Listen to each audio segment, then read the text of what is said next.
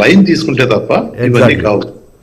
అంటే లేకపోతే పోతూనే ఉంటది, వీళ్ళంతా మళ్ళీ ఎంటర్ అవుతూనే ఉంటారు, కొనసాగుతూనే ఉంటది, దానికి ఫుల్ స్టాప్ అనేది ఉండదు, కామాలే తప్ప. పుల్లారావు గారు పెట్టాల్సిన అవసరం ఉంది. పుల్లారావు గారు ఇప్పుడు ఆర్థిక నేరాల విషయంలోనే అది జగన్మోహన్ రెడ్డి కానివ్వండి, లేకపోతే ఇంకోళ్ళు కానివ్వండి, నాకు ఈరోజు పార్టీలు నాయకులతో సంబంధం లేదు, అలాంటి కేసుల్లోనే సమాజము దేశము విచ్ఛిన్నం అయిపోతుంది, సమాజం ఎదుగుదలకి ఇవి చాలా ప్రతిబంధకాలు అవుతాయని సుప్రీంకోర్టు వ్యాఖ్యానించింది. ఏది ఆర్థిక నేరాల విషయంలో కొంతమంది ఇక్కడ నేరాలు చేసి బయట దేశాలకు పారిపోయినా కూడా ముక్కుపుండి డబ్బులు వసూలు చేయడం ఇవన్నీ చూస్తున్నాం.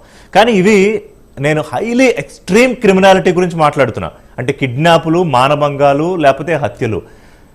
ఈ కేసుల్లో కూడా వద్దా రిజర్వేషన్ చేసి? సరే, ఇప్పుడు ఆర్థిక నేరాలో లేకపోతే పొలిటికల్ కేసులో లేకపోతే పొలిటికల్ ఎలిగేషన్స్ అవి కనెక్ట్ అయితే పోనీ మళ్ళీ ఇద్దాం అనుకుందాం. ఇప్పుడు రాహుల్ గాంధీని గతంలో 2 ఏళ్ళు పంపిస్తే ఇక మళ్ళీ రాడేమో అనుకుంటే అదే సుప్రీంకోర్టు పక్కన పెట్టేసింది అనుకోండి. ఇలాంటి కేసులు వదిలేసి వీటి మీద కూడా వద్దా? తీవ్రమైన క్రిమినల్ కేసుల మీద కూడా వద్దా? నేను చెప్తున్నా, ఈవేళ నిర్భయ కేసు మీకు జ్ఞాపకం ఉన్నదా లేదా? ఒక అమ్మాయిని 5 రేప్ చేసి డిసెంబర్ 16 డేట్ కూడా నాకు గుర్తు. మర్చిపోయారు.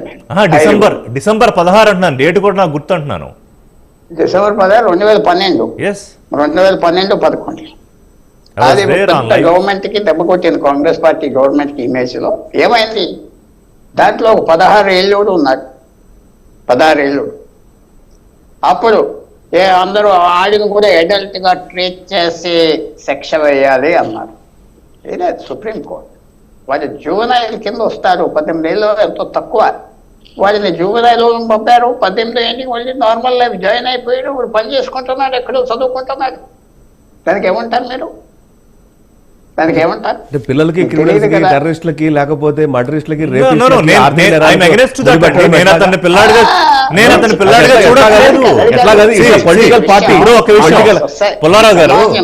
కాదు. యాక్చువల్గా ఇది మనం పొలిటికల్ గురించి మాట్లాడుకుంటున్నాం, సోషల్ గా మాట్లాడుకోవాలంటే చాలా కేసెస్ ఉన్నాయి. ఇప్పుడు హై స్కూల్ పిల్లలు కూడా వాళ్ళు ఇలాంటి యాక్ట్స్ కి వస్తున్నారు. ఎందుకంటే నేను చెప్పే చాలా నాకు ఇష్టం లేదే చెప్తున్నాను. కాదు సార్, వీళ్ళని మనం ఎన్నుకుని ఆ చట్టం కాదు సార్, వీళ్ళని మనం ఎన్నుకుని మనల్ని సర్వ్ చేయడానికి లేకపోతే మనల్ని పాలించడానికి మనమే పంపిస్తున్నాం సభల్లోకి. ఎందుకని? అది మనం పంపట్లేదు, సిస్టమ్ పంపిస్తుంది. మీకేదో హక్కు ఉన్నదని మీరు అనుకుంటున్నారు, అది ఫ్రాడ్. మీరు ఏమంటున్నారు? నువ్వు వేస్తే వీడికి లేకపోతే వాడికి, మీ చాయిస్ ఏమున్నది? ఇంకా పార్టీ వాడికి సీట్ ఇవ్వకపోతే నేనెందుకు ఓటేస్తాను వాడికి? అది కాదు, మీరెందుకు ఓటేస్తారు? సిస్టమ్ కూడా మన సిస్టమ్ సార్. ఇప్పుడు బీజేపీయో కాంగ్రెస్ బీఆర్ఎస్ అతనికి టికెట్ ఇవ్వలేదు, అప్పుడు ఒక క్రిమినల్ హిస్టరీ ఉన్నవాడు సభలోకి రాడు కదా. అది కొనిస్తాడు మీకు. మన సిస్టమ్ గురించి చెప్తున్నా, సిస్టమ్ గురించి. హెన్రీ ఫోర్డ్ ఫస్ట్ కార్లు మ్యానుఫ్యాక్చర్ చేసేది మీ అందరికి తెలుసు కదా, 100 సంవత్సరాల క్రితం. వాడు ఒకటే అడ్వర్టైజ్మెంట్ పెట్టాడు, మీకు ఏ రంగు కావాల్సినా ఇస్తాం, as long as it is black అన్నాడు. ఏమన్నాడు?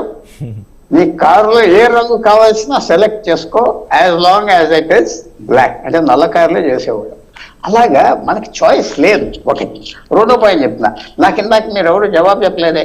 2016 కేసు ఇవాళ ఫైల్ తీసుకొచ్చి డామ్ డూమ్ అంటున్నారు. నాకు తెలుసుకోండి, I know them from long. అది ఏమంటారు దానికి? ఇవాళ ఫైల్ తీసుకొచ్చేసి వాట్ ఇస్ దిస్ నాన్సెన్స్, నువ్వు 9 సంవత్సరాలు ఆ ఫైల్ మీద కూర్చున్నావా? దాని మీద 2 better late than never. Sir 2016, 2025 ఎప్పటికప్పుడు మార్పు వద్దా? కరెక్ట్. మనది చైనీస్ సిస్టమ్ కాదు. చైనీస్ రైల్వే మినిస్టర్ 3 యాక్సిడెంట్స్ జరిగినాయి ఒక నెలలో. ఆ సూపర్ బుల్లెట్ ట్రైన్స్ 5 సంవత్సరాల క్రితం, 7 సంవత్సరాల క్రితం. అప్పుడు లీడర్స్ చైనీస్ సిస్టమ్ ఎలా ఉంటా అంటే ఇది లేదు, జైల్లో పెట్టారు. వాడి ప్రవర్తన బాగోలేదని చూస్తే అంతా కరప్షన్ ఉన్నది. వాడికి చాయిస్ ఇచ్చారు, నీ ఫ్యామిలీ ఉంటారు, పంపిస్తావు, నువ్వు ఫైరింగ్ స్క్వాడ్. సింగపూర్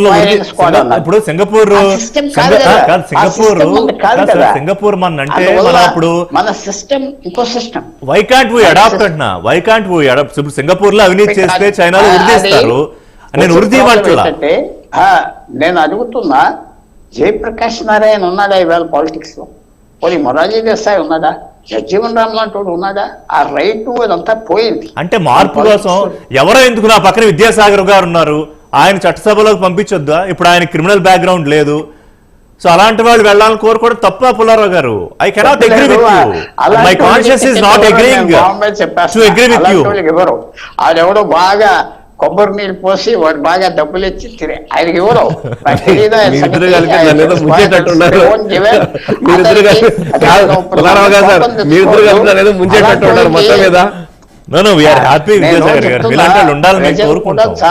ప్రజలు కూడా చాలా రేర్ పీపుల్, నాయకులు బ్లేమ్ చేయట్లేదు. I don't understand. టైం అయిపోయింది, చాలా చర్చ చేయాలనుకుంటున్నాను. నేనో మాట చెప్తాను. ఇప్పుడు సార్ ఏమన్నారు, కార్లు తయారు గురించి మాట్లాడారు. నేనేమంటానంటే ఓపెన్ హ్యామర్ ఎవరు, మన ఆటం బాంబ్ ఇన్వెస్ట్ చేశారు. ఆటం బాంబ్ అనేది ప్రపంచంలో ప్రమాదకరం అని తెలుసు. ప్రమాదకరం కాదు, ఒక స్థితిని గతిని మార్చేసింది. ప్రపంచ స్థితిని గతిని మార్చేసింది. అటువంటి వ్యక్తిని నేరం చేయకపోయినా ఒక కుట్రతో కుతంత్రంతో అతనికి అమెరికా అతని ఫెడరల్ కోర్ట్స్ అతనికి చంపేసాయి. దాని తర్వాత రిలీజ్ అయింది, తప్పు అయిపోయింది, పొరపాటు అయిపోయింది అని అన్నాం. అంటే ఇక్కడ ఏంటంటే నీకు నేరం అన్నది నేరమే. ఇప్పుడు ఆ 337 అంటే నేను ఐపీసీ 337 అంటే చిన్న యాక్సిడెంట్ కేసు, లేకపోతే పెట్టి కేసు, లేదంటే పిట్ ప్యాకెట్ కేసు గురించి మాట్లాడటం లేదు.